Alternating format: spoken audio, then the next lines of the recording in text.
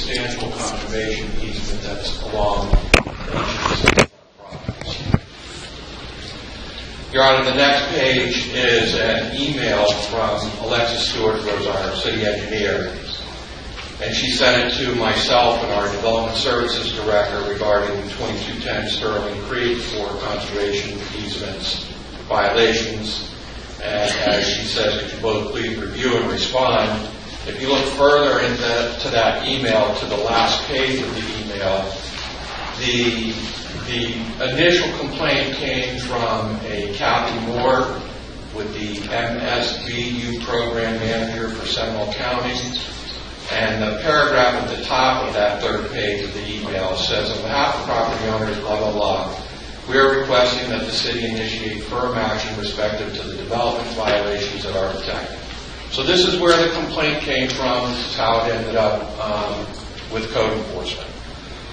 Along with that email was the picture that you see provided that shows the floating dock in the water. It shows a ramp coming from the land to the floating dock. It shows a disturbance of vegetation in the conservation area. And you can see next to the rampart there are some type of pavers, tiles, concrete type pavers that form a little walkway and a little path. That picture, if you look, Your Honor, at the next page, I verified and confirmed who took that picture. It came from a gentleman by the name of Dave Kuketz. He took the photo on January 14, 2017, and it is of Sterling Creek. Mr. Kuketz is a resident who is involved with the St. John's as part of their monitoring of the lake. They're just a volunteer citizen.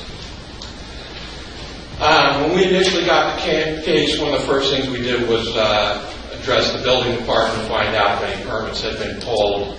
And the response I got from our building department was that the date the inspector went out to red tag the property was January 10th. So 10 days prior to code enforcement receiving the request to investigate, building had already been out there and red tagged the property.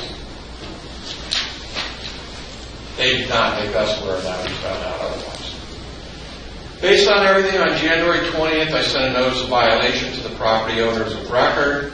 We cited them for Section 3.4 development permits, Section 15.1 vegetation and soil protection, 15.5 setbacks from water bodies, and 15.8 conservation and buffer easements, tracts, and zones. The corrective action was to cease all work on the property and apply for and obtain all necessary permits by February 3rd, 2017. On the next page shows the certified mail receipt for that notice of violation. Next page shows the green card for that notice of violation that was signed for, showing that the respondent did get the notice. On February 10th, there had been no corrective actions. So I initiated an affidavit violation request for hearing, and the following page is the notice of hearing for today, February 23rd, that was prepared on February 10th. The picture with the notice on the door, my code enforcement officer posted the notice on the door. That picture was taken on February 10th by Code Enforcement Officer Dave Stevens, who is here if needed. We do not have the certified mail receipt, but we do have the green card for that notice of hearing. And that is the next page of your package, showing that the green card was signed for and the notice was received.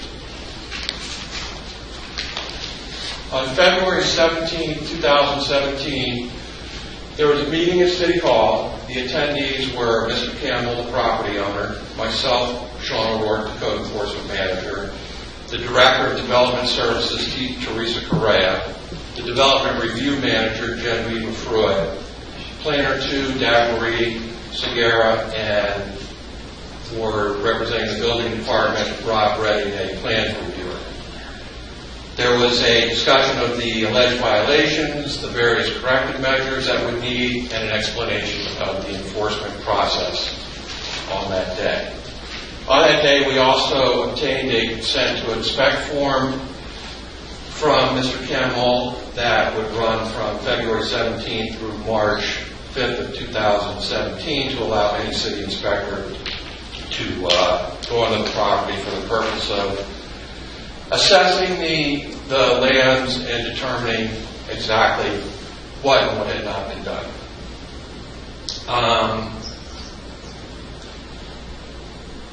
The next page that you see is an email from the lead president of the Homeowners Association. If I'm wrong, I'll be corrected.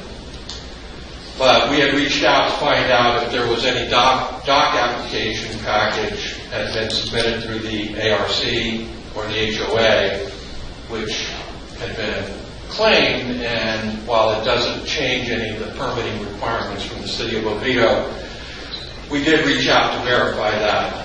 And you can see from the highlighted portion, this email was on February 20th, and it says management confirmed that no dock application package has been received, approved, or turned down by the association. The next day, February 21st, 2017, Your Honor, there's an email from Erica Goshleski with the St. Johns River Water Management District. And in that, I would direct you to the third sentence, I believe, that's highlighted, where it says the district will need to assist this owner with coming up with a planting plan so that the area that has been cleared can be replanted with native ground cover and sub-canopy plant species. Well, that was an interesting development for the city, in that St. John's has now stepped in and saying that apparently it appears to us that they're going to take the lead on this. The city does not have an environmentalist. We have one on retainer, and the city would have to expend the funds to go out and have the environmentalist do the assessment, approve the plan, and things like that. Once we got this email, it was determined that the city is not willing to relinquish its rights to enforce the codes and ordinances, but considering that St. John's has said that they are going to step in, we're willing to kind of defer for a short period of time while St. John's handles this. But if not, the city wants to reserve the right to protect its own properties and enforce its own codes. So, having said that, yesterday I took a picture of the lot adjacent to the property that we're speaking of, 2210. This shows you what the conservation easement should look like along the entire lake, behind all the properties. It consists of trees, it consists of understory trees, it consists of brush, way too many species of trees for me to identify in there, but that's what the conservation area should look like. This morning, I took the following two pictures that you see there. As you can see in the pictures taken this morning, the floating dock and the ramp to the floating dock have both been removed. So they're no longer they're no longer there. That's no longer a violation at this particular point in time. You can see the clearing and the fact that underbrush and understory canopy tree, or not canopy trees, but understory trees and various items were removed. You can see the end of the buffer on the right-hand side of that first picture. You can see where the buffer is to the adjacent property that was untouched. If you look at the very last picture, a little bit fuzzy, but in the left-hand middle portion, you can see some concrete pavers or tiles that are still in the conservation area. And if you look at the very, very far right of the picture, in the approximately the middle of the photo, there's also some what appear to be either tiles or maybe plywood or possibly the pavers. I'm not sure what. So again, Your Honor, if it's appropriate at this point, I can go forward with what the city is requesting, or we can wait till after the respondent has made their presentation, but the city would like to have an opportunity to address the findings at the end. I do have a question. Sure. Whether any trees were removed? No trees were removed. We took our arborist out there, and we had and I didn't include that in the presentation because there isn't any violation there. But we had a tree survey from before the land was developed, and we went out there with our city arborist and verified that all the trees on the original survey were there. There's no issue with trees. So the vegetation that was removed was primarily underbrush and palmetto and that sort of growth. Right. We really don't know exactly what other type of vegetation was in there, like the type of vegetation that you see in the pictures. The salt palmettos are very obvious, but we would have to have an environmentalist go in there and try to make a better determination as to what kind of plants were probably in there. And they would use the buffers on either side and around the lake to make that determination. Now, is St. John's in the process of doing that now? It is my understanding, based on that one particular email that came on February 21st, the HOA president is here today, and it's something that he and I are going to coordinate further on with St. John's after the hearing. St. John's has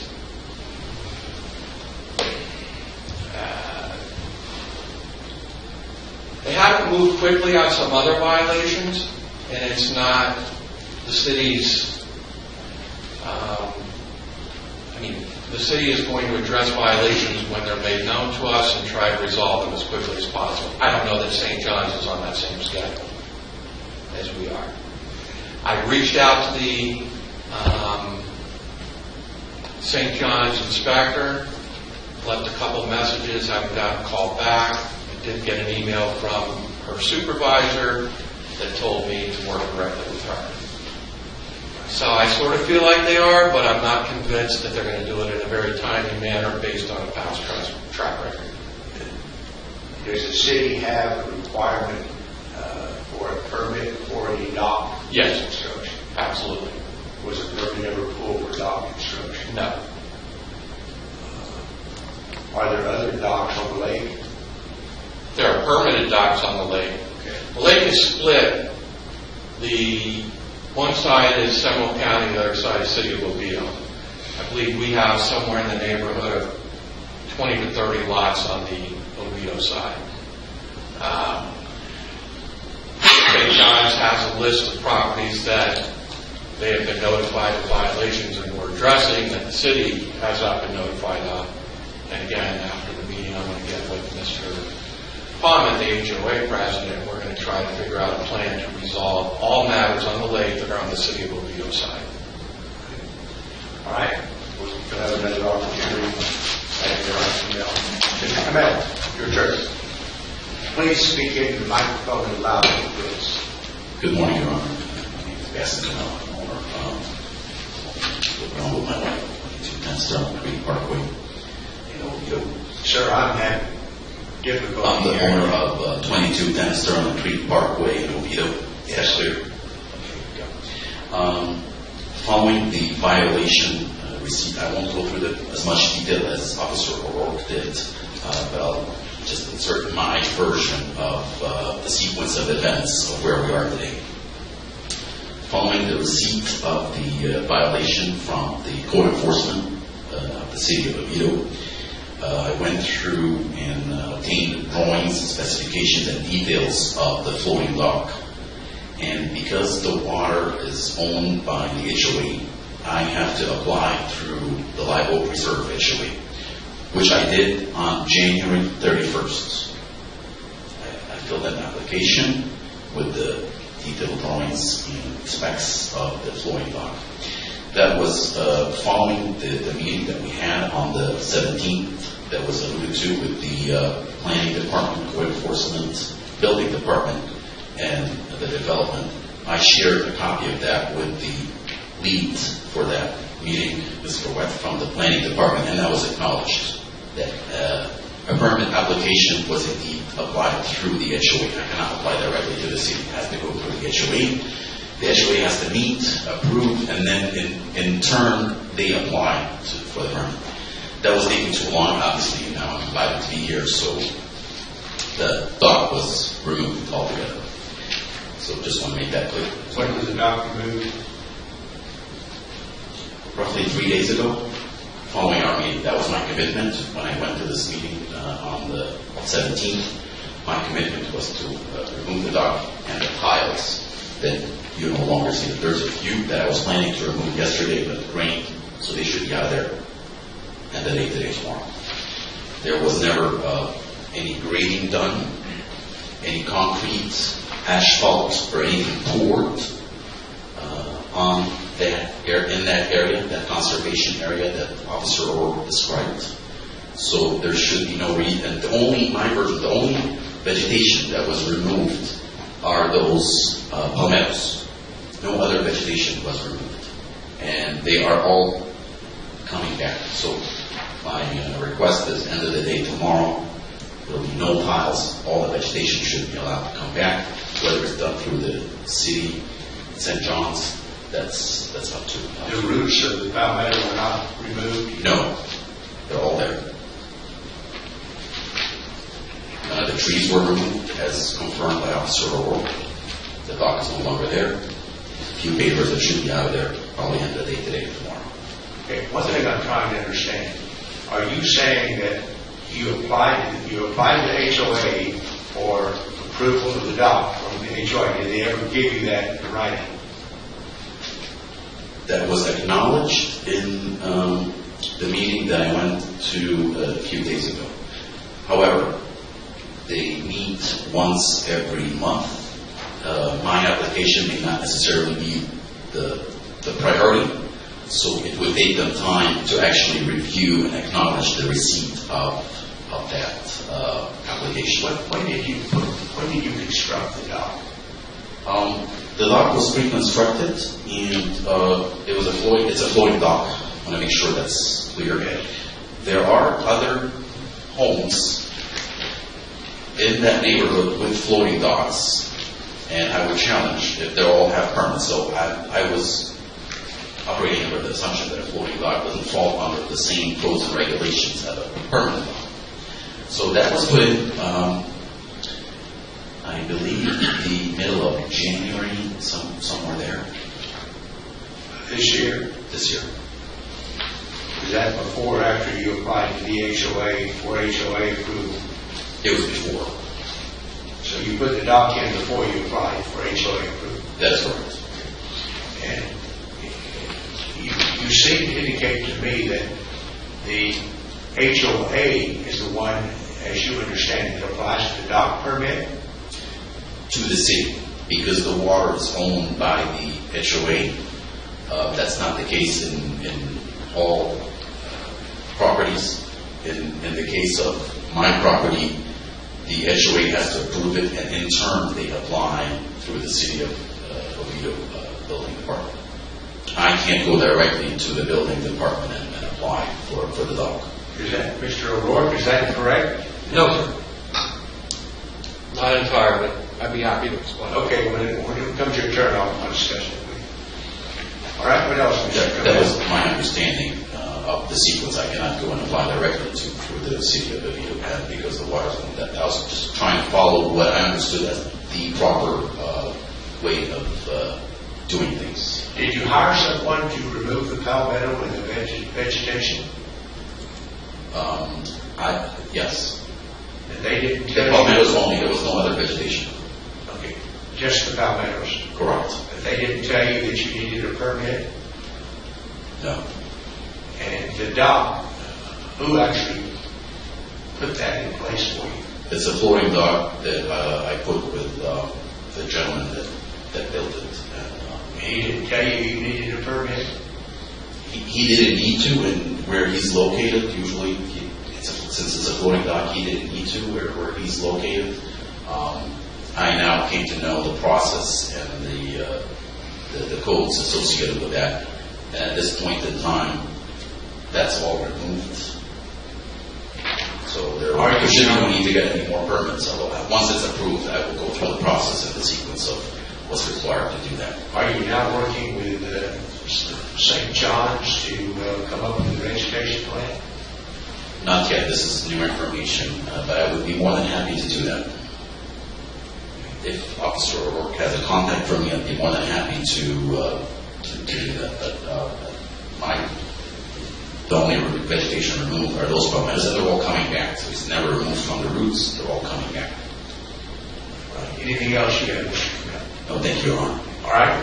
The city, we'll hear from the city again.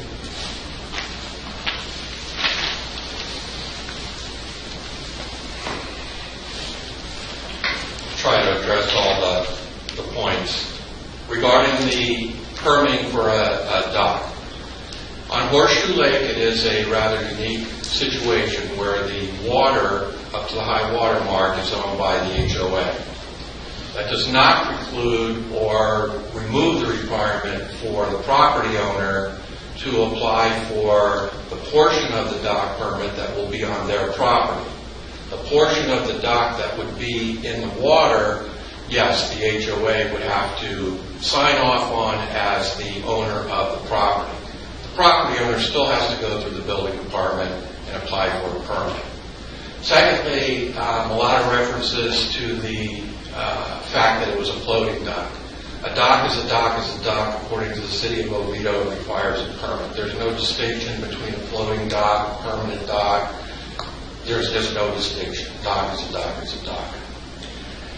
I do have an email from the 21st that I did not present in the original packet, and Your Honor, I will provide a copy. Actually, I have two emails. I'll provide a copy to the respondent. I'll approach and provide a copy of the two emails to the bench. Thank you. And Your Honor, Go ahead and accept this in the evidence as exhibit 2, cities exhibit 2. Again, just to formalize the issue of the application with the homeowner association, which has really nothing to do with the city, by the way. This is from Emily Isip with the Homeowner Association. She says, Drew, I received the email chain from you today regarding floating dock. Below is the only conversation I've had with a member regarding a dock on their property. They have not submitted an application to my office to be forwarded to the ARC for review of the floating dock. If the ARC had reviewed the application that you forwarded to me today, they would have denied the application for being incomplete. And then further down on June 10th, this same email, we're on the same page. There's an email from Ms. Isip to Bassam Kamel on June 10th of 2016, and it says, attached to the information you required for submitting paperwork to build the dock, please let me know if you have any questions. But clearly she's stating on the 21st that she never got the application. The other thing I would point out to you is, again, we have an email from Mr. Pommet to myself at my request, asking about the timing of everything with the dock. And the email is, the issue by Sterling Creek Parkway was first reported to the association on June 21st of 2016. The matter was turned over to St. John's River Water Management District on June 22nd, 2016. So, if you believe the emails, the dock was discarded much sooner than the city was advised of it. There's a lot of attention from Mr. Kamel about the dock. The city recognizes that the dock is no longer there and has a recommendation for addressing that. The more serious issue is the issues of invading into the conservation easement. The conservation easement, you're not supposed to do anything in there. You're not supposed to clear. You're not supposed to remove. You're not supposed to touch them. That's what the conservation is there for, the conservation easement. So nothing should have been done in there. No trimming, no anything. And the other codes that we've cited, the vegetation and soil protection, the setbacks from water bodies, conservation buffer easements, those three sections of code are still a matter of being in violation. And as far as what was there and what should be there and what may be required to be there, again, an environmentalist, an environmental scientist will go in and make those determinations. They're going to base it on what's immediately surrounding the area. And you saw in one of the first pictures I showed, that was a very dense buffer and conservation area. There was way more than salt palmettos on both sides. My instinct would be that St. John's is not going to allow simply salt palmetto to come back on its own. They're going to require some of those other types of vegetation. We don't know that because they haven't done their assessment. The city can hire a environmentalist. We have one available. But if we were to do that, I would ask that the court assign those costs to the city back to the property owner to go in and determine what would be necessary to replant. That's typically an obligation on the property owner. And if they do that and we submit it to the environmentalist, we'd ask to be reimbursed for the cost of their assessment and report.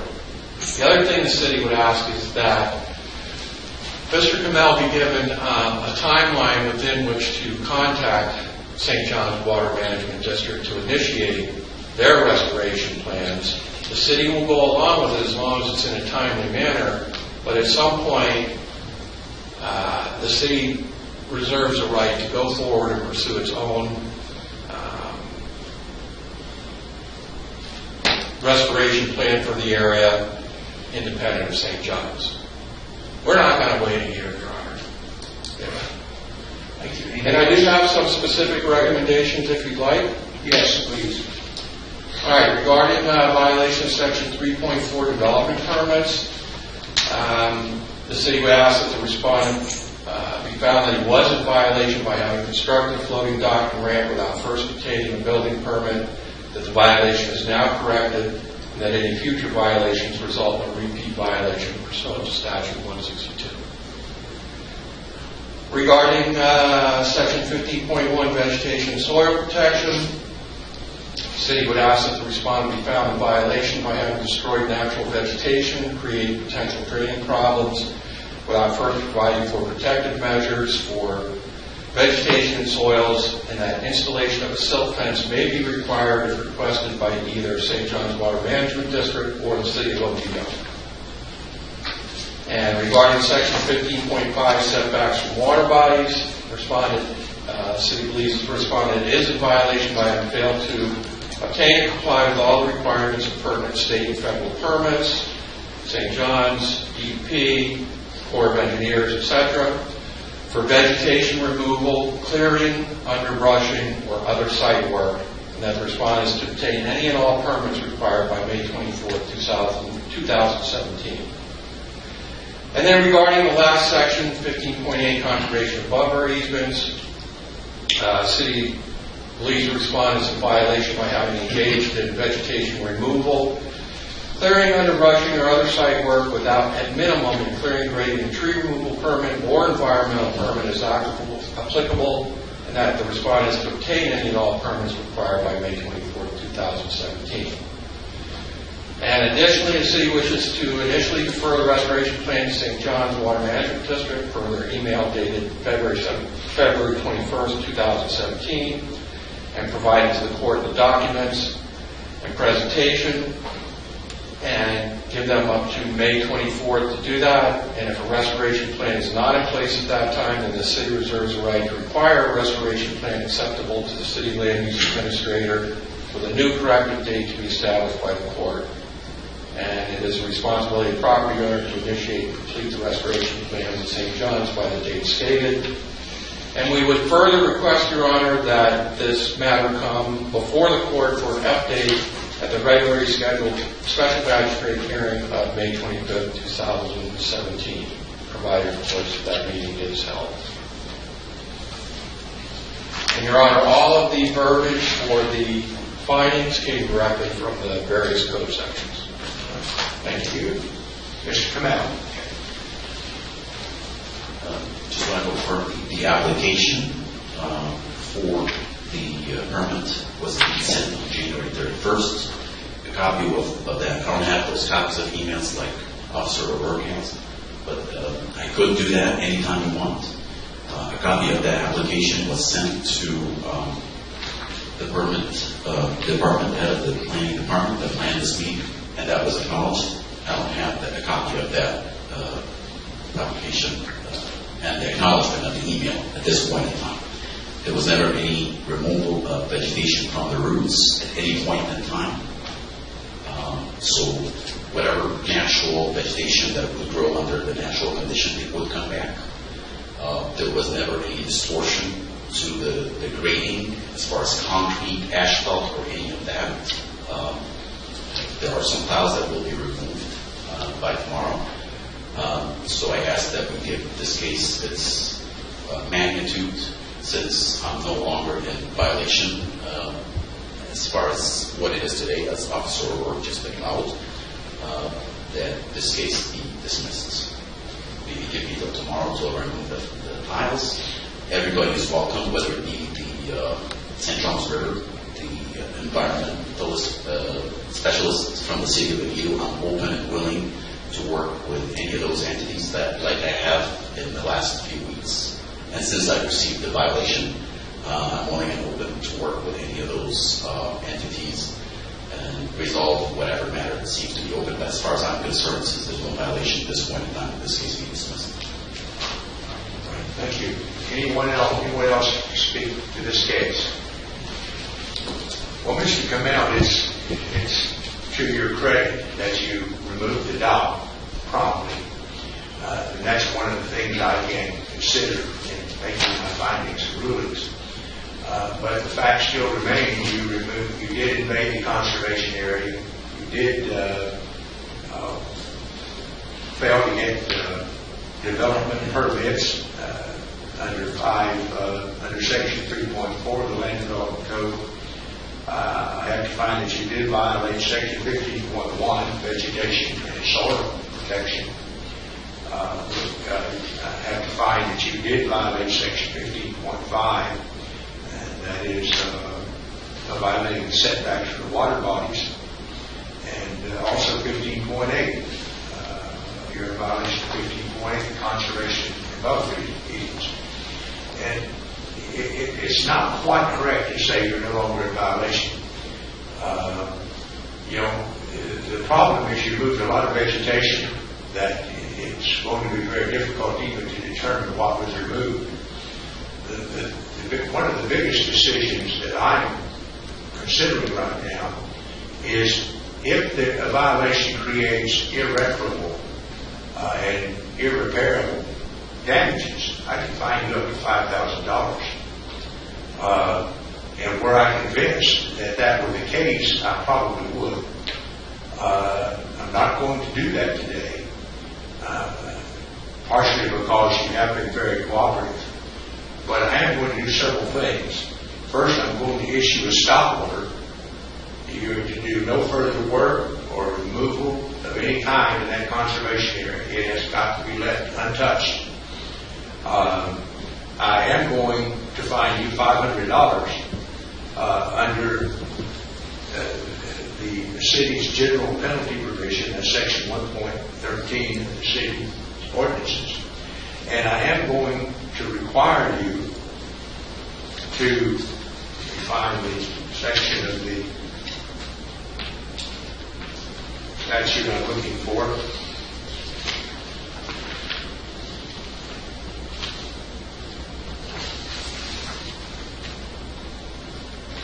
And I am going to require you, pursuant to Section 15.5 D, to submit to the city a restoration plan for the area. You're going to probably have to submit one to St. John's anyway. So by May 25, you're to submit to the city, or at least have with you at the date of that hearing, a restoration plan for the conservation area. Yes, sir.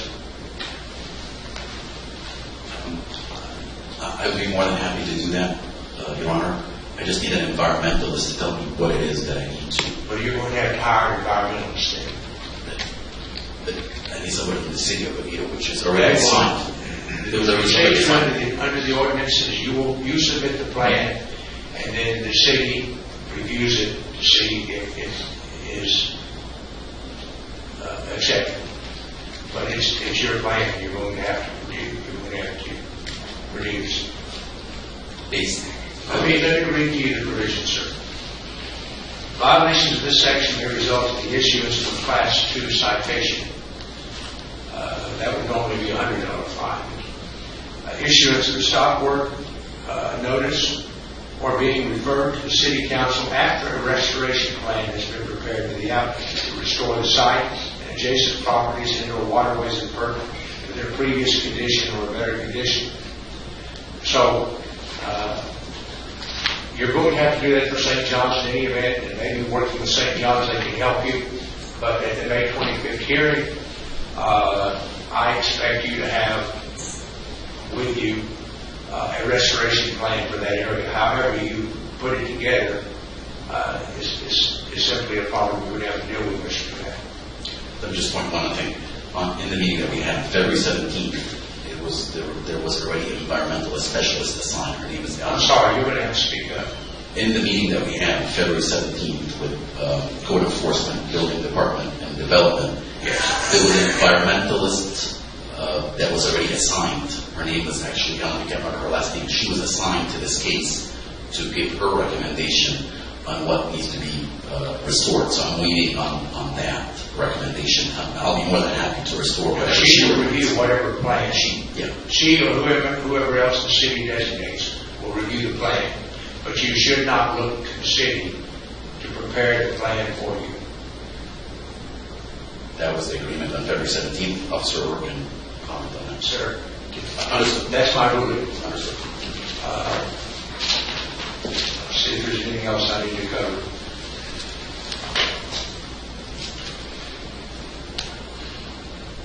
The order will also provide that you're going to have to get all necessary permits before any further work is done in that area.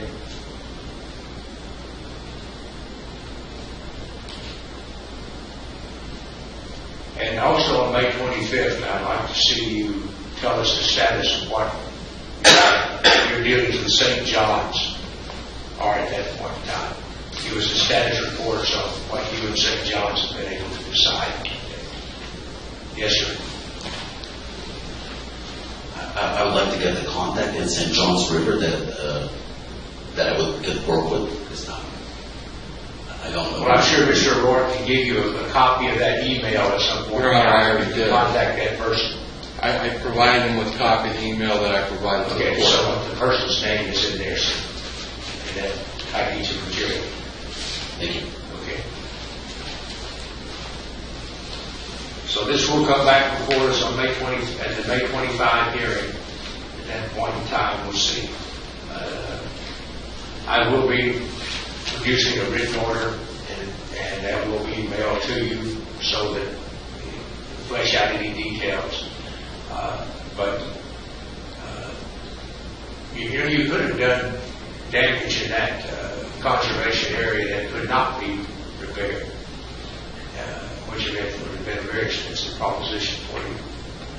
All right, anything else on this case? Your Honor, just one point of clarification. You had issued the stop work order to do no further work. I'm wondering if the tile or the pavers that are there, just a handful, maybe half a dozen, and maybe whatever that other object was, plywood, if that could just be removed within the next 24 hours and then stop. Okay. That will facilitate any regrowth if it's not covered up. Yes. So that will be included in the order, Mr. DeMille. Anything that's artificial, blocks, plywood, concrete, anything that's unnatural, move that to the area within the next 24 hours. Understood. There's no concrete on it. Okay, well, whatever is man-made should be removed from that area. All right. You're welcome to stay, Mr. DeMille, but we're finished with case with A. All right, the next case is case CE 16-001843, Denon Son and Wing Fang, 5640 North Dean Road, Orlando. The property is 800 West Broadway Street, Oviedo, Florida, 32765. Parcel number is 16-21-31-300-0170-0000. Anyone who's going to speak to this, please come forward.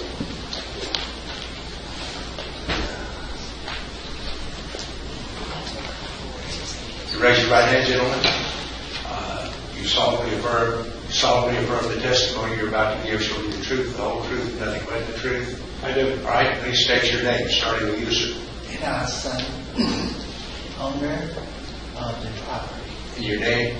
Din Son. And Mr. Orioles? Jim Orioles for the city of Oviedo. And you, sir? William Petrie, District Manager with Dollar General. Roy? William Petrie. William. P-E-T-R-E-E? R-I-E. And you, what is your relationship with the property? I am the tenant. I'm Dollar General. Okay. So I represent Dollar General, a company that rents from Mr. Stone. This is the Dollar General near the high school? Yes, sir. Okay. All right. Gentlemen, you take your seat. Mr. Orioles, what do you have to present? Good morning, Your Honor. Jim Orioles representing the city. Case number 16-001843, 800 West Broadway. That is, like Mr. Petrie said, this is the Dollar General store and Your Honor's New York. So violations of Land Development Code 12.6 of maintenance. I have, Your Honor, I have 20 pages of evidence, including roll file for Your Honor, if I may approach. Yes.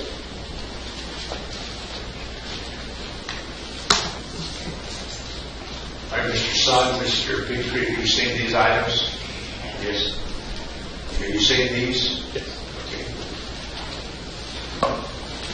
All right. First, the document with the rubber band. What is that, sir? So that's the landscape plan that was approved by the city when the site was developed. That's the document that we are requiring to be properly restored to that condition. All right. And that will be accepted as the city's exhibit number 1. What's the other package? 19 pages of the other package, Your Honor, is our standard case preparation. That will be accepted evidence as the city's exhibit number 2. All right. Go ahead, Mr. Orioles. All right. Your Honor, the respondents are here and have been notified. The first document I want to bring attention to, Your Honor, is the property appraisal sheet that shows the ownership is Mr. and Mrs. Son. The next is the ordinance 12.6, the maintenance of the property. Your Honor, on October the 7th, we received a complaint of landscape that was dying and not maintained at that location. We made an inspection, and the 3 pictures I have are just representative, Your Honor. It's very hard to tell in small photographs, but it was quite obvious that the irrigation system had not been operating. The vegetation that was planted, the Asiatic jasmine and the ground cover that was planted had never spread. The hedges on the Broadway side had never come together and were dying and dead in some places. The grass that was planted had never taken hold. It was nothing but weeds. The fern that was planted inside was all into the viburnum and not maintained. So we sent a notice of violation on October 10th, which was following Monday. Your Honor will see that we have a certified mail receipt, and the notice was signed for by Mr. Sun, or it was signed by Mrs. Sun, I'm sorry. We had several conversations with the Suns, and they were eager to get the violation corrected. We met on the property on 12/6. As Your Honor can see, they had a landscaper. If I want to go back a little bit, part of the problem with this, I believe the Dollar General has been trying to get it done. Dollar General has had several management changes in the store.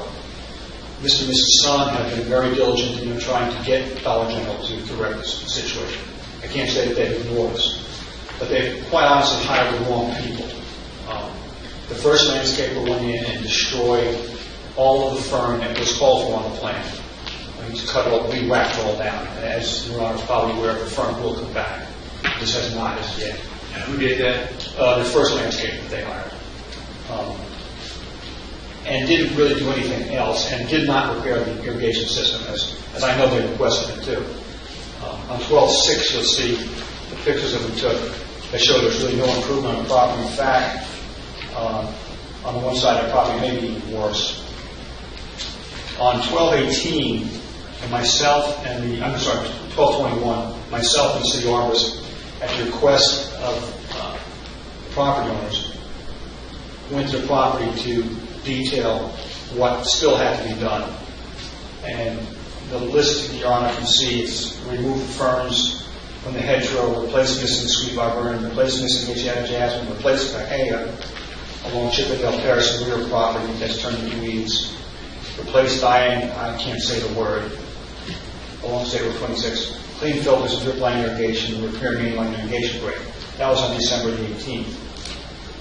In February, another landscaper contacted us and asked us to please meet him at the site. We were trying to convince the property owners it's not up to the city to tell what is to be done. The city has supplied the landscape plan, and it is up to the property owners to hire an adequate landscaper to read that plan, interpret it, and initiate it.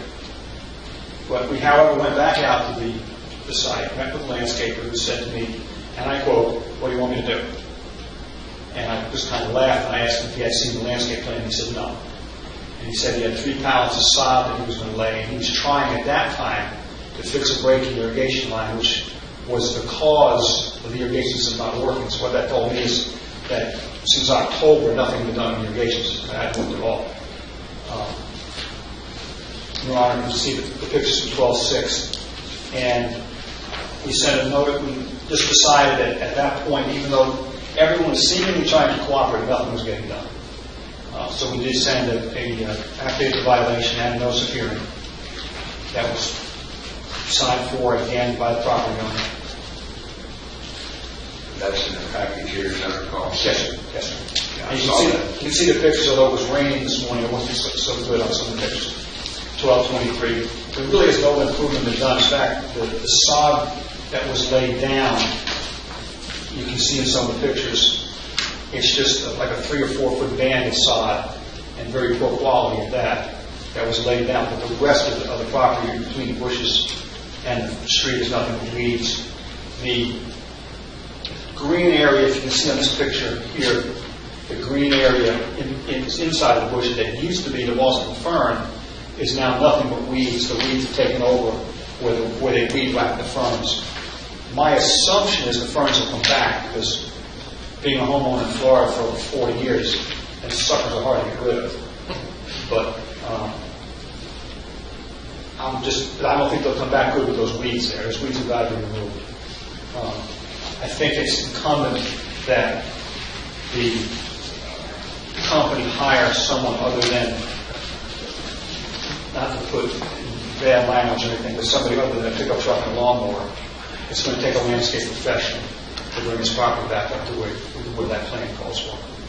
Was it at one time? Yes, sir. Initially, the CO was issued. The CO was issued. This is the plan. Yes, sir. And it intended for along 426. It intended for that to be irrigated properly so that would become a solid edge, like the viburnum was along the side road. The side road is missing several viburnums that need to be replaced, but the biggest problem is the irrigation system is not working, so nothing was nothing has spread, and most of the ground cover is gone. The grass that was required was Bahia. I believe the site was designed with xeriscape in mind, so with natural Florida plants that would eliminate a lot of water. There's no St. Augustine grass. A very good plan, however, to put the Bahia down, it needs to be at least irrigated at first before it takes hold. It needs to be fertilized and maintained. It's not a simple thing. We're just going to put it down and walk away from it, which is what's been done. So what we ask Your Honor to do is to make a ruling to make the property owner bring the property back to the approved landscape plan. But I would ask Your Honor to get with Mr. Petrie is here representing Dollar General. And like I said, he has been cooperative. The owners have been cooperative. They've did a lot of management changes. They've hired more people. And if Your Honor can get with Mr. Petrie and we all agree on a date certain, I'd like for Your Honor to set a date certain that be brought up to that plan. But they need to understand that there has to be a landscape professional. Like we are not the city. Is not going to go out and say plant one of these and one of these and one of these and one of these. That's not what we're here for. We're here we all bring our artists out when the plan is completed, compare the plan to what's there, and approve or disapprove. Thank you. Thanks. All right. Mr. Sun, Mr. Petrie, who wants to speak next? I can first. Well, by the way, I do find it's a threshold matter that all the notices required by Chapter 162 and OB's ordinances have been met. All right, Mr. Petrie. Good morning, Your Honor. First off, Jim has been a big help and getting us up to code here where we want to be. We are willing to continue to fix in our agreement with the Suns. We are responsible for all the landscaping. I was not even brought into the matter until 12/21 when I met Jim and the Arbor and the Suns at the site to figure out what actually needed to be done. Today is the first time that I've actually seen the blueprints, and Mr. Sun and Jim have just given those to me, which I will work to getting those to the proper landscaper. As stated by Officer Jim, we've gone through 3 landscapers alone in the last 6 months. One really hurt the property more than anything, just completely turning off the water, weed whacking the ferns. And when we were with Jim, we noticed a huge leak in the back part of the property, which is probably one of the biggest reasons the irrigation didn't work. And it's shared property with the townhomes behind us that they use for parking, and we just keep the landscaping up to date. So I never actually go back to that part of the site. I didn't even realize we owned it until I met with them. I have a site, so I'm working with our newest landscaper here. I'm going to present this to you on. All right, this is a copy for me. Yes, that is your copy, and I've also given one to the Suns and All right, I'm going to admit that in evidence as the respondent's exhibit number 1. As you can see, the pictures taken by Officer Jim on October 7th, the 3 pictures that were taken, you can see that the work has improved. We did hire a better landscaper, but they did not complete the work, and based on the scope of work, they were unable to complete, and then they left us high and dry as well. The new landscaper is trying to figure this stuff out. Like I said, I will personally hand these out to my home office, which is in Nashville, Tennessee, so it's not like our corporate is here to see these things. And we work with a third party for most of these issues. I will get these blueprints over to them and get copies now into our landscaper by our home office and try to get these to code. What I'm asking for is time to get this completed. It's not easy when we're working with third parties, and I really don't have a say in dealing with the landscapers here. All that's done through our corporate office in Nashville. All I do is take the notes given and then pass those along. I can tell you that I was at the store this morning and last week checking on the landscaping and already have brought it up to my corporate office that the landscaping is not up to code yet, and the irrigation system blatantly isn't working. You can see that based on how the sprinkler heads are tipped over. And like Officer Jim said, there's still some dead areas of grass over there.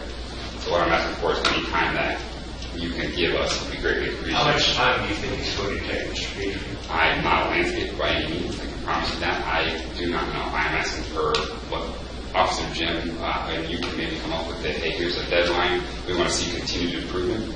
I've met Officer Jim at the site. He says, hey, I can see you guys are continuing to work on it. We're doing everything we can to get there. I just want to get there as soon as possible, as I know you guys do as well. Anything else that you have to say? Mr. Sun?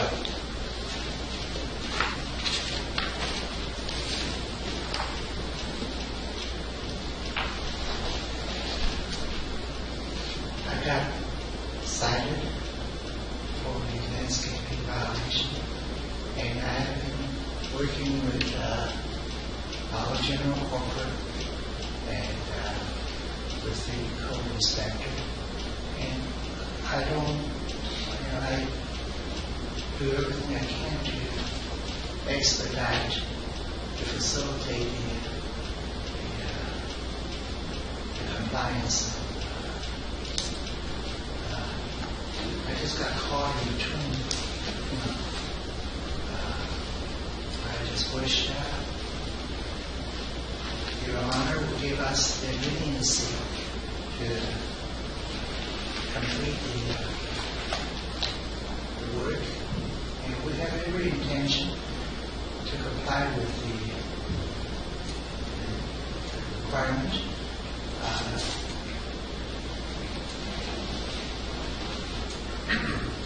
I just hope you'll give us the leniency. We are, if Dollar General doesn't do it, you have my pledge that I will do it. Okay? But the contract with Dollar General is their responsibility. It's a big company. It's a nationwide company. This is a little red herring in their operation. So, but I think we have accomplished communication as a corporate headquarters, and I think we'll come through. And I just wish Your Honor would give us more time. I would defer this to Mr. O'Brien.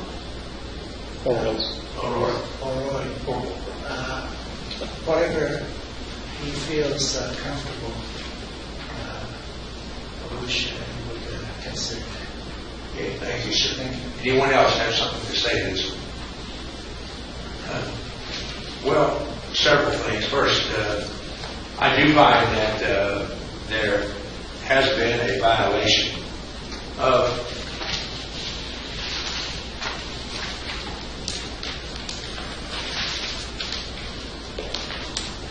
Section 12.6 of the Land Development Code. And it's going to have to be brought into compliance. I certainly want to give you enough time. As someone who has struggled a great deal with landscapers himself, I know that it's hard to find a good one sometimes. My HOA went through 5 before we finally found one that was competent. And this is the planting season now, as you well know. So I want to give you enough time. I do want, Mr. Sun, you to understand that as the property owner, you ultimately are responsible. Whatever agreement you have with the tenant, of course, is between you and the tenant. But I am going to order that it be brought into compliance, the property be brought into compliance with the original landscaping plan that was dated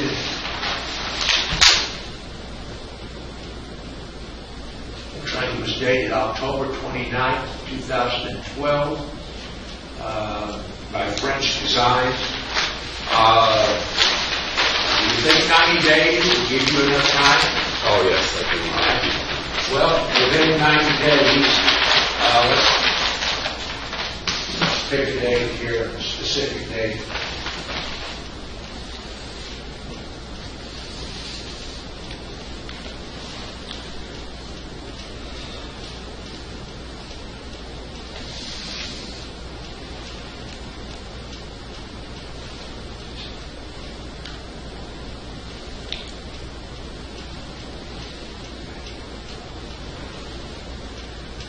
May 25. Your Honor, is the next hearing May 25 or May 20? May 25. If they could be asked before May 24, we could I'm going to say May 20. we could report to Your Honor. Yeah. All right. It needs to be brought into compliance by May 20, 2017.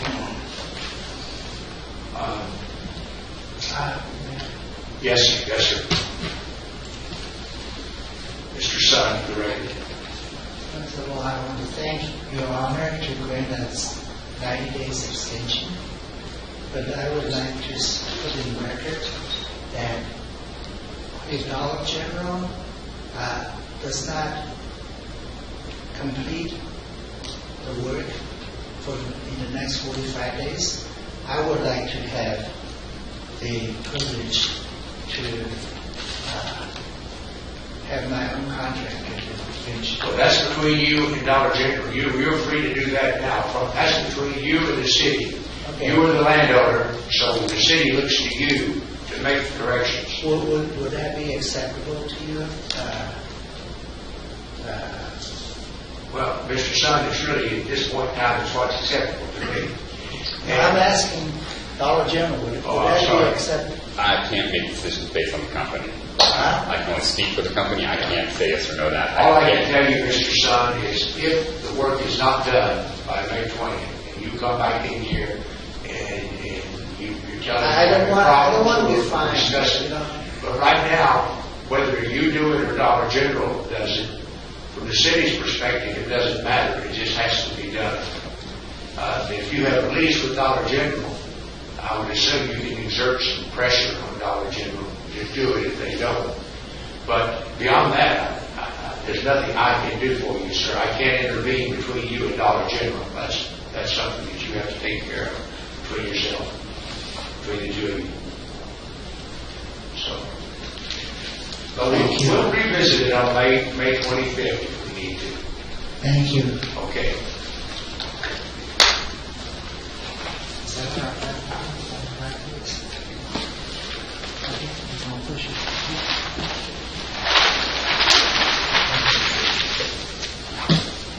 We've been at it for about an hour. Maybe anyone needs to take a 5-minute break here. Maybe someone needs to rest or break or something. We'll go to the nothing.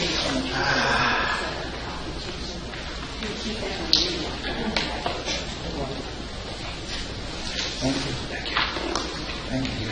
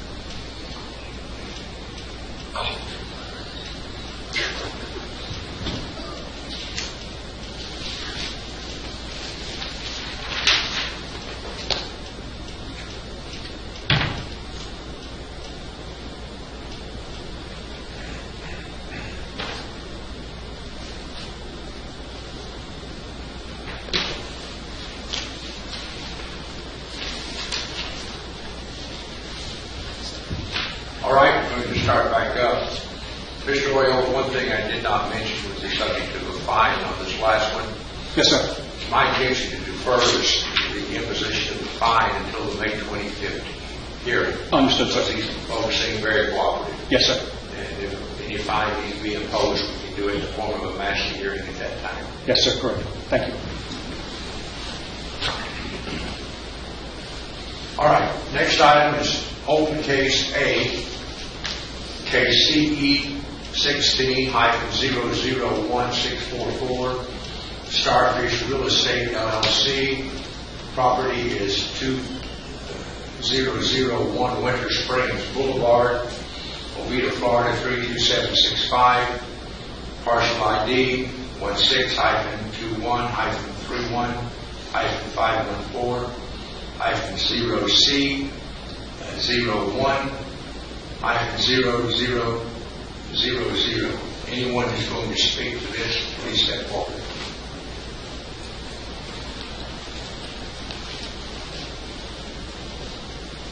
All right, Mr. Orioles, Jim Orioles, and what is your name? Rudy Hernandez. Rudy. Rudy Hernandez. All right, gentlemen, raise your right hand. You solemnly affirm the testimony you shall give should be the truth, the whole truth. Yes, sir. I do. All right. Mr. Orioles, let you go first.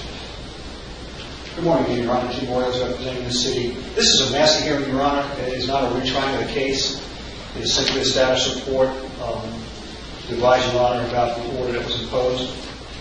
The matter came before Your Honor on December 1st, 2016, for violations of Section 12.6 of the City's Land Development Code. The same violation we just heard on West Broadway, landscape maintenance. Or remember, it's Exxon Station. Yes, sir. It's on hold. You ruled that as of midnight on February 1st, 2017, for landscaping in compliance with the landscape plan as approved by the city, or pay a fine of $200 per day. We made an inspection on 2-2, and there was no improvement made. There was some clearing done. There was some raking and clearing done, as Your Honor can see, in the pictures submitted, but there was no... Your Honor, can't accept that and give it to you, then I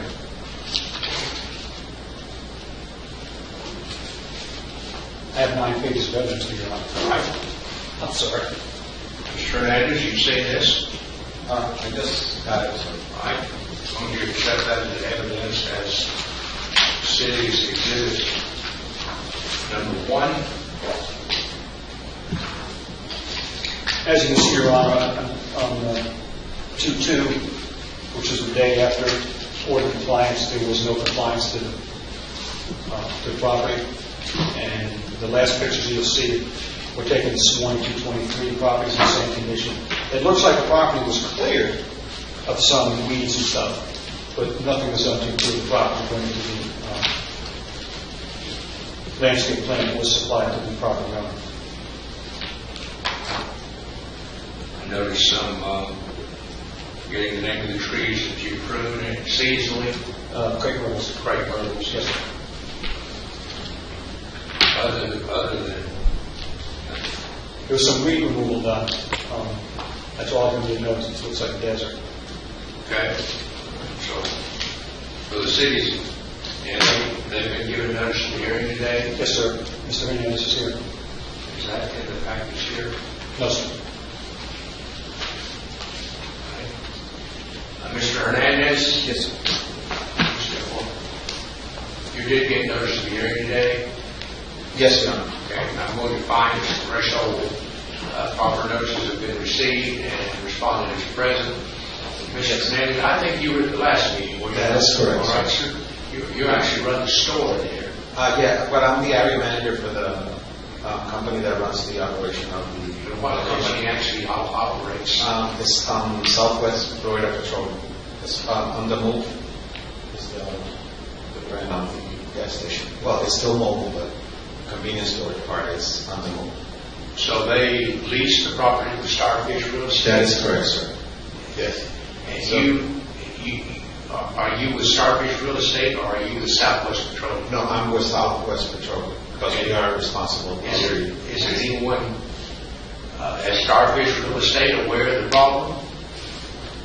Well, at this time, I think that they are.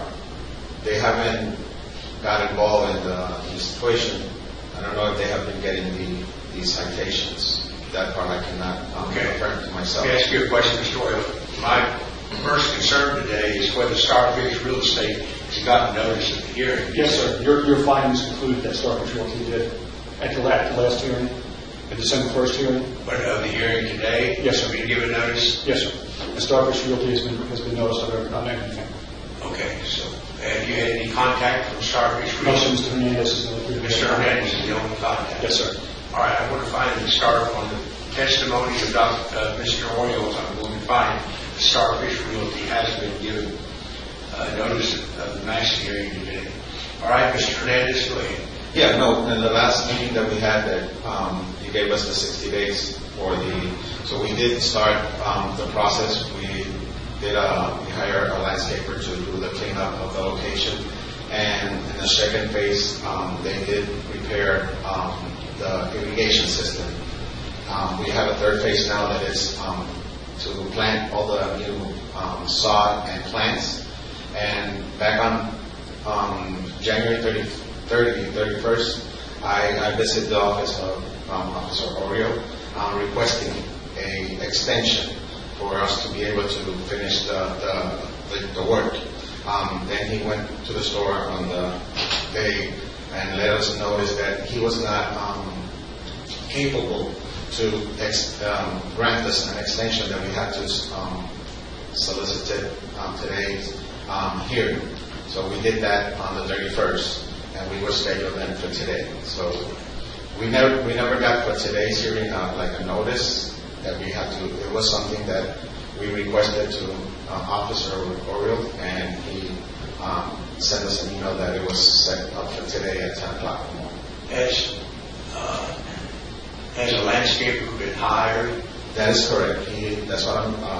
Who has been hired?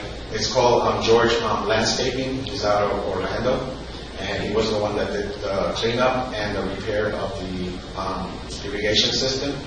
And he has ordered we have, I think it's like 350 plants at this time that are going to be put into and sod in the next 2 weeks.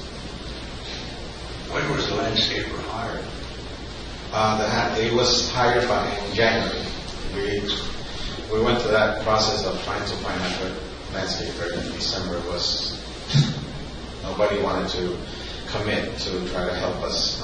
So he's one of our customers in one of our locations. He gasses with us on a regular basis. So I extended my concern to him, and he came to the location and helped me out.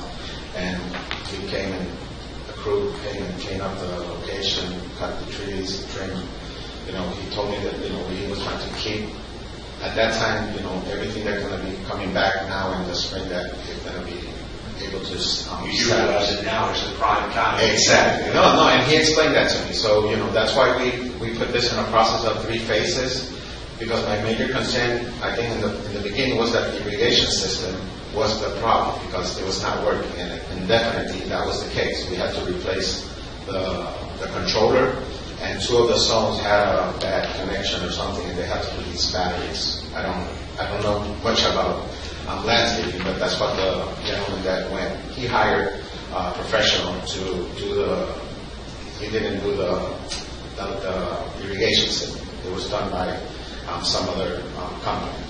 But the irrigation system at this time is working. The location was clean, and our next step now is next week. He's ordering the plants, and then putting the sod and the plants in place. And he's been given a copy of the original landscaping plan, and that's what he's going to do. Exactly. I have originally, this is the copy that I had. Mr. Oriol, I think, was the one that sent it to my office, to our main office. I was trying to see if there was any way of getting something a little bit more Your copy. Yeah, so that way we can be more specific. I don't know, this was what I got from my office, so I don't know. Well, I assume you could get him a larger copy. Yes, and we did, Your Honor.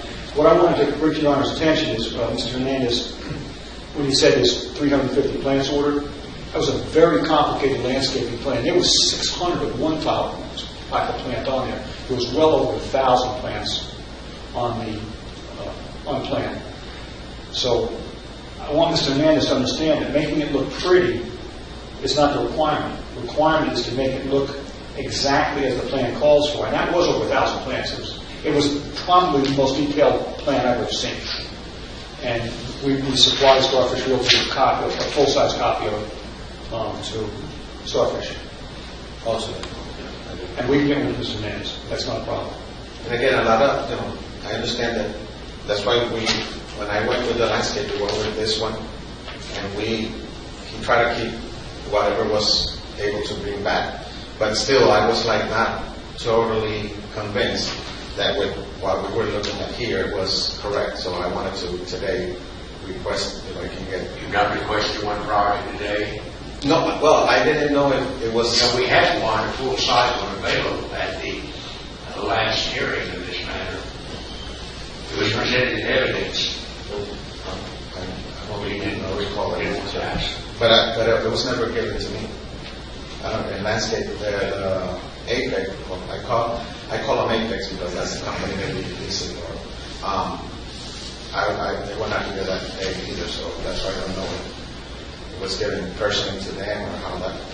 Mr. Oyles, is the city opposed to an additional extension to finish this project? No, sir. All right. All right, what I'm going to do then, even though this is a massive hearing today, which is a hearing which I would be opposing to fine normally, I understand. I'm going to treat the hearing today as a motion for continuance or extension on the part of the respondent. And I'm going to extend the provisions of my prior order until May 20th, 2017. That's, what, 60 days? Almost 90. Yeah. So, it must be brought into compliance with that original landscape plan. And it's important that you understand that that was my prior order and that continues to be my order. Yes, sir. By May 20th, 2017, if not, I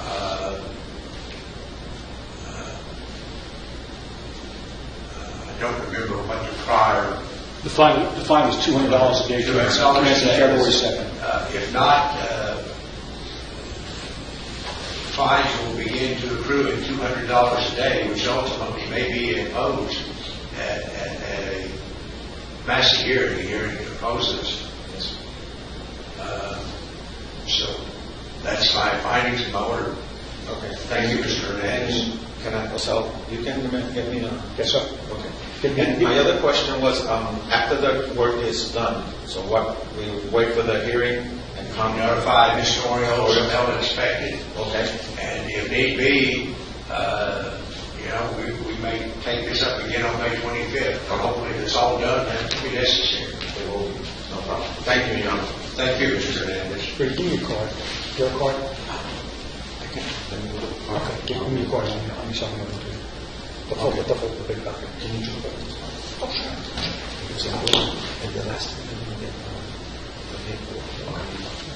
All right, the next item on the agenda is another old case, KCE 16-002340, JP Morgan Chase Bank, out of Columbus, Ohio.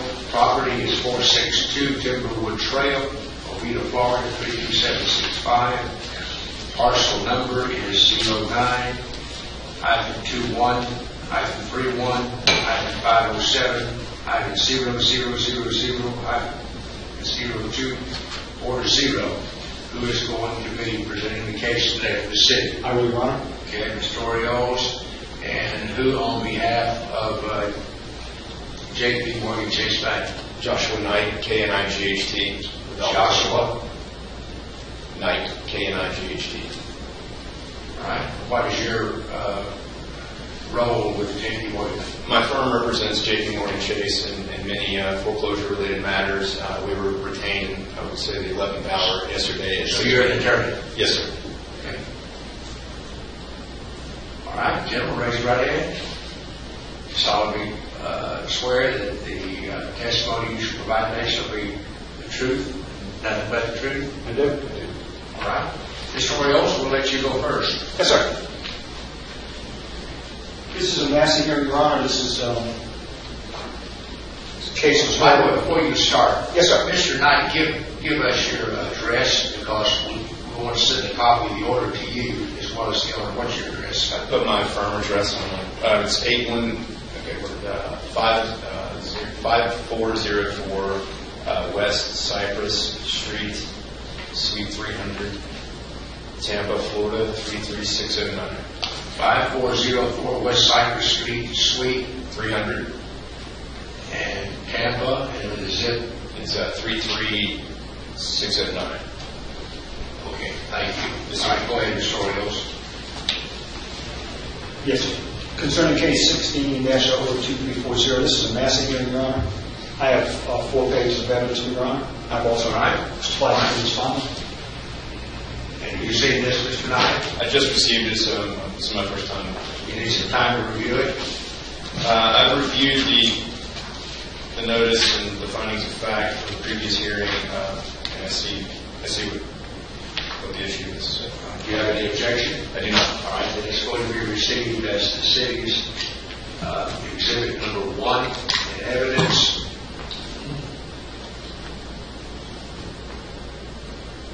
All right, go ahead, Mr. Orioles. The case was heard, Your Honor, on January 26, 2017, in front of Special Magistrate Cockcroft.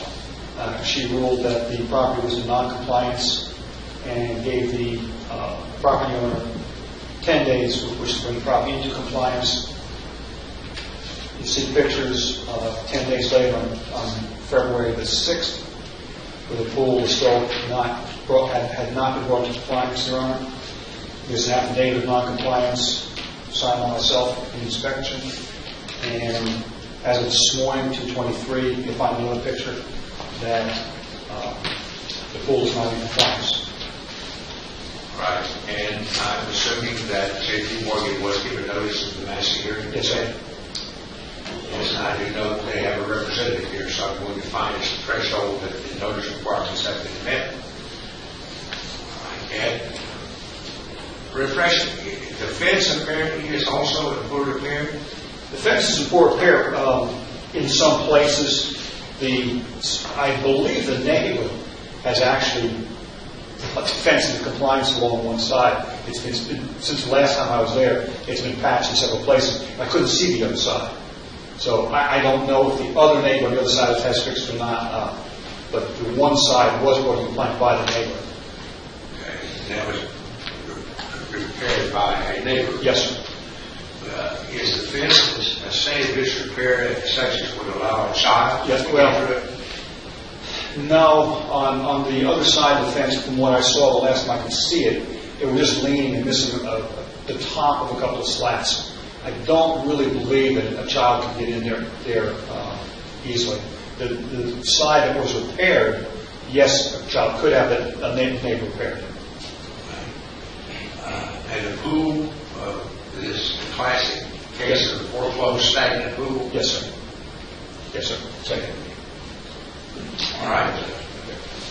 All right, Mr. Knight. Anything else, Mr. Royals? No, sir. All right. This is a massive hearing.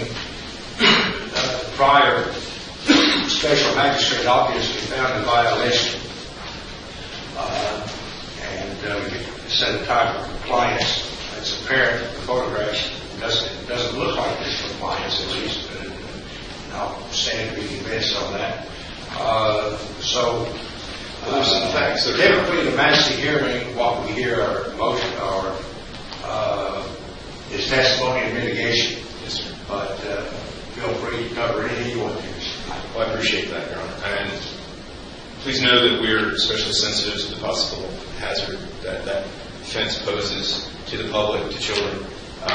However, there's some facts that are complicating the situation, particularly for my client, in that this was resultant of a foreclosure, case number 2013 CA 004343, resulted in final judgment, which went to sale and issuance of certificate of title, which was issued in the name of my client, J.P. Morgan Chase. However, what complicates that is the homeowner, the borrower, filed for bankruptcy protection the day of the sale, which I'm sure anyone who's familiar with bankruptcy knows that they can file up to a minute prior to said sale, and a mandatory stay is imposed, which prevents that sale from occurring. Well, unfortunately, that didn't happen in this case. The sale went through. The certificate of title was issued in my client's name. Even after there was bankruptcy? Correct. So we got tangled up in bankruptcy court seeking a motion for relief from stay. The case was ultimately dismissed for non-payment. The homeowner did not receive a discharge, so they were dismissed.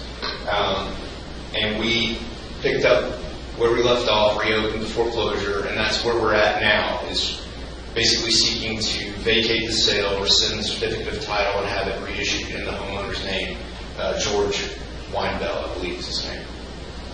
So there's an error that this property should not be titled to my client. The second complicating factor would be it is still occupied by Mr. Weinbell. And if we were to take it upon ourselves to go on the property, we would be running a risk of trespass. And obviously that's a risk that they're not willing to take. So again, we are actively seeking to correct the error with the title. However, we have filed our motions to vacate the sale and the judgment and to rescind the title. It just hasn't been heard yet.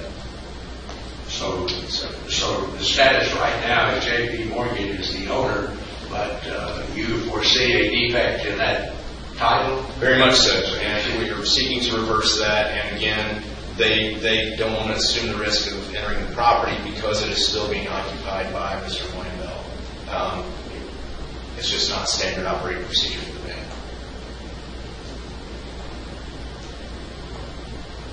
In any other instance, this is actually what I deal with on a daily basis. If the foreclosure was successful, issuance of title was fine and undisputed, we would absolutely send a local contractor or some preservation team on site to immediately mitigate or remedy the matter. When do you expect to have the prior sale vacated? Since it's been titled, well, the hearing hasn't been docketed yet. However, given that we were just made aware that this situation, this instance yesterday, my foreclosure team has expedited getting that hearing set so they can have it heard and get it rescinded. I would say maybe 3 or 4 weeks. In the meantime, I have been given permission to reach out to the homeowner and notify him of the seriousness of these violations. Well, Mr. Orioles, what I do here today is going to depend in large part on just how secure that pool is. My greatest fear always as a special magistrate is that we don't have a child wander into that pool and drown. I have been an attorney in those cases. very, very sad cases. Just how secure is this doggone thing? From the side that I can see, it is secure. The property owner on the one side has made it secure. The other side, the last time I could see it, was more of a matter of leaning and some top slats broken off. It didn't look to me that there's a gate on one side which is secured, and on the other side is no gate, but the front of the property is secured. It's almost impossible for me to see much of that side, but I don't believe it poses an immediate hazard. I hate to say that and have somebody crawl under it and drown, but it's also the water level's gone down except for yesterday and last night. The water level's gone down in the pool. There's always a possibility, but I think it's fairly secure, especially on one side where the neighbors made it secure. Is the owner still in the Yes, sir. Yes, sir. You able to talk to He him? will not answer the door. The neighbors have tried to make contact with him. He's from what they discussed with me, putting it nicely, he's a very irritable individual.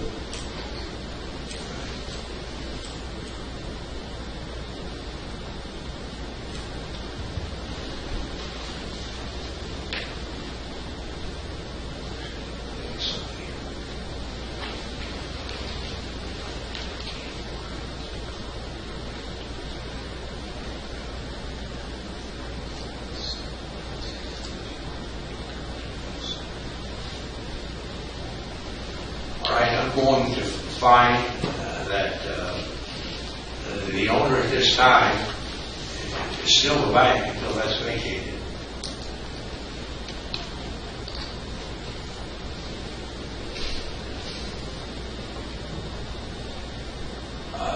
Going to find that it appears the property, the fence is such as to secure the pool.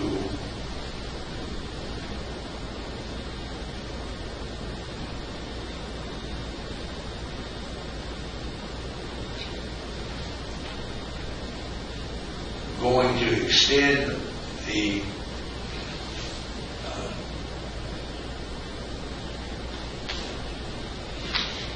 January 26th deadline until May 31st.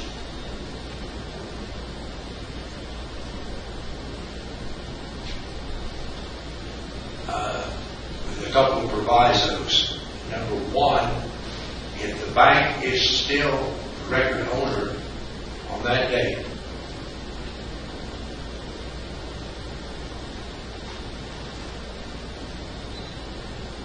and no repairs have been made, and the property not brought into compliance,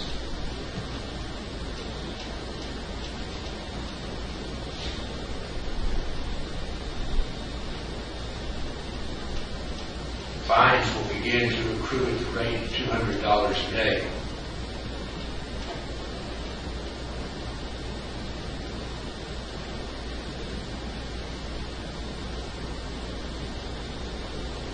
That should give J.P. Morgan some incentive to get this title thing straightened out.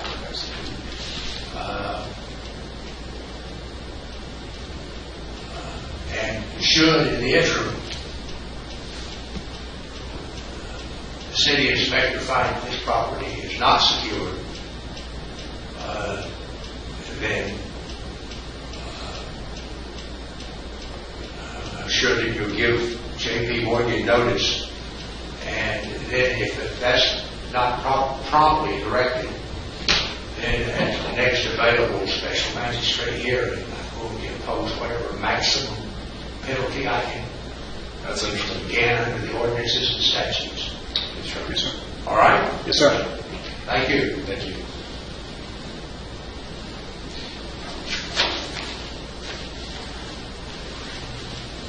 Anything else to come before us today? No, sir. All right? Then we are recessed. Mr. Kennedy, Yes, you want I assume, a copy of everything mailed to you as well as to J.P. Chase? I do. Absolutely. I was going to get with you and give you my contact information because if in the event you find an immediate risk, I'll do whatever it takes. I'll run the risk of it's obviously cost everything. It's Alfred, ALP. What's that? Alfred Law? Al Bertelli Law. Actually, A-Law, A-L-A-W. It's what we usually use is Okay. my contact information is 386-302-7337. You all set? Good. Email jknightjk@alaw.com. It's still weak. It's probably kind of like it could be, but, it is what it is. I didn't get it. I can resolved fairly successfully. Yeah, I try to have it on my wall too, and I'll give it out. I never replenished it, I know. No, I took it really easy, so I can't say it. But, So y'all have been relatively unsuccessful in establishing contact with Mr. Weinbach. I certainly am willing to go over there myself, but I